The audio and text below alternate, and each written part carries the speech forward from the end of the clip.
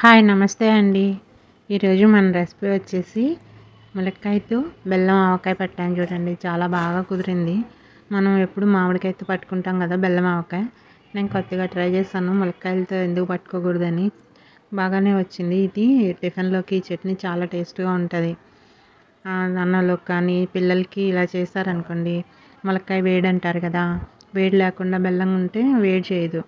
చాలా బాగా హెల్తీగా ఇలా చేసుకోవచ్చు అనమాట.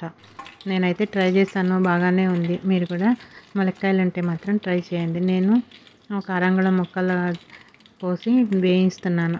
మామూలు వేరుశనగ నూనెలో చిన్న స్లో ఫ్లేమ్ మీద పెట్టుకుని కొంచెం లైట్ గోల్డెన్ బ్రౌన్ కలర్ వచ్చే వరకు వేయించుకోవాలి. 1/2 ఇంచ్ ముక్కలు కట్ చేశాను అనమాట నేను.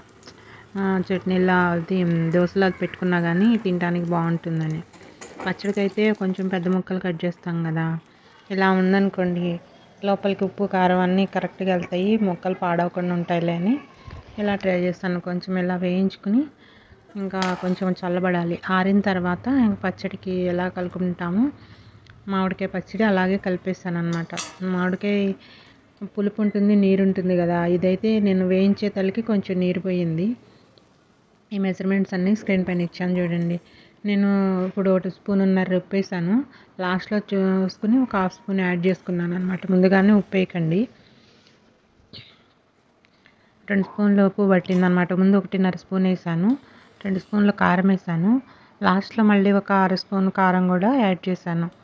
చూసి యాడ్ చేసుకోండి. బెల్లం పచ్చట్లో ఉప్పు కారం ఎక్కువ పట్టవు, అందుకని తక్కువే వేసుకోవాలి. ఆవపిండి, మెంతులు, ఆవాలు 2 స్పూన్ల ఆవాలు, 1/2 స్పూన్ మెంతులు వేయించి పౌడర్ చేసి పెట్టుకున్నాను.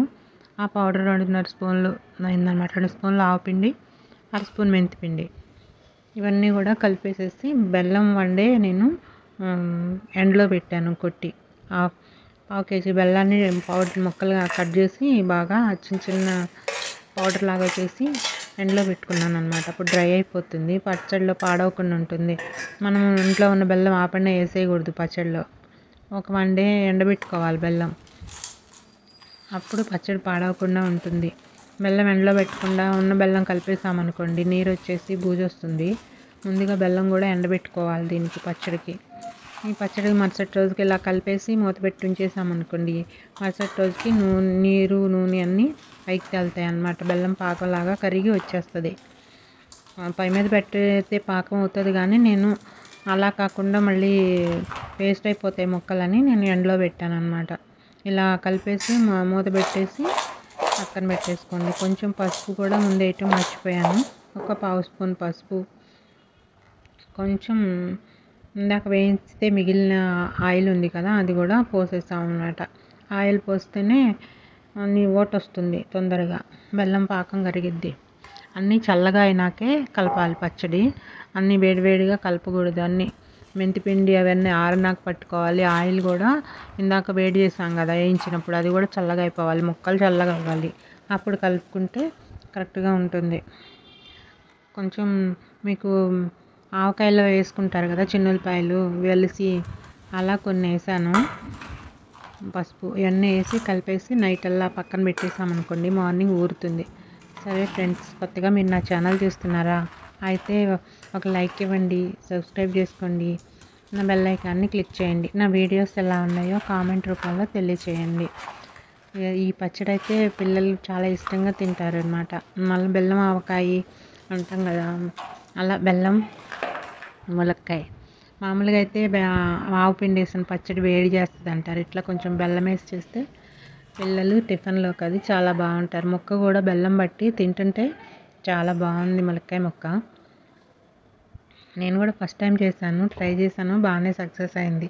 మీరు కూడా ట్రై చేయండి. ములక్కాయలు ఉంటే ఇది వేడి చేయకుండా ఉంటుంది, పిల్లలకి పెట్టినట్టు ఉంటుంది. ములక్కాయ హెల్తీకి మంచిది, హెల్త్కి మంచిది అంటారు కదా, అందుకని కొంచెం ఇలా ట్రై చేశాను అనమాట. కానీ బాగానే వచ్చింది. మీరు కూడా ట్రై చేసి ఎలా ఉందో ఫీడ్బ్యాక్ నాకు కామెంట్ రూపంలో తెలియచేయండి. ఇది ఈరోజు కాదు, 2 డేస్ పడుతుంది ఈ చట్నీ చేయడానికి. ఇదంతా మళ్ళీ ఊరాలి, బెల్లం అంతా కరిగిపోవాలన్నమాట. దాని అంతటికి అదే చిన్న చిన్న గడ్డలాగా ఉన్నాయి కదా, అవి కూడా కరిగిపోతాయి మార్నింగ్కి. మార్నింగ్ లేచిన తర్వాత మళ్ళీ ఇది ఓ ప్లేట్లోకి గిన్నెలోను ఇంకో ప్లేట్లో వేసి ఎండలో పెట్టేశాను. అలా నేను 2 డేస్ ఎండలో పెట్టాను. 2 డేస్ ఎండలో పెడితే బెల్లం పాకంలాగా తయారయ్యింది. ఆ బెల్లం పాకంలాగా తయారైందంటే ఇంకా పచ్చడి పాడవదనమాట. బెల్లం కొంచెం అందులో ఉన్న నీరంతా ఇంకిపోవాలి కదా. కొంతమంది బెల్లం పాకం పడతారు కదా, అలా కన్నా ఇలా న్యాచురల్గా ఎండకి వేసవికాలమే కదా, ఓన్లీ ఎండకి బెల్లం కరిగి పాకంలాగా తయారవుతుంది. అందుకని నేను బయట ఎండలోనే పెట్టేశాను అనమాట. చక్కగా పాకం వచ్చేసింది. మీరు కూడా అలా ఎండలో పెట్టుకుంటే పచ్చడి పాడవదు. నేను ఇలా 2 డేస్ ఎండలో పెట్టాను, ఒకరోజు కాదు. 1 డే పెట్టి మళ్ళీ లోపల పెట్టి మళ్ళీ నెక్స్ట్ డే 2 డేస్కి నాకు అలా పాకంలాగా బెల్లం వచ్చేసింది. ఇంకా అది పాడవదు అన్న ఇట్లా పాకం వస్తే. దీన్ని స్టోర్ చేసుకుంటే 3 months వరకు ఈజీగా ఉంటుంది. నేనైతే మా ఇంట్లో కొంచెమే కదా చేశాను, ఇది అన్ని రోజులైతే నిల్వ ఉండదు, కానీ మా ఇంట్లో అయిపోతుంది. ఎవరు చూస్తే అందరూ తినేస్తారు. దోశల్లోకి ఇడ్లీలోకి చాలా బాగుంటుంది. చపాతీలోకి కూడా ఈ చట్నీ బాగుంటుంది. కట్టా మిఠా చట్నీ అనమాట.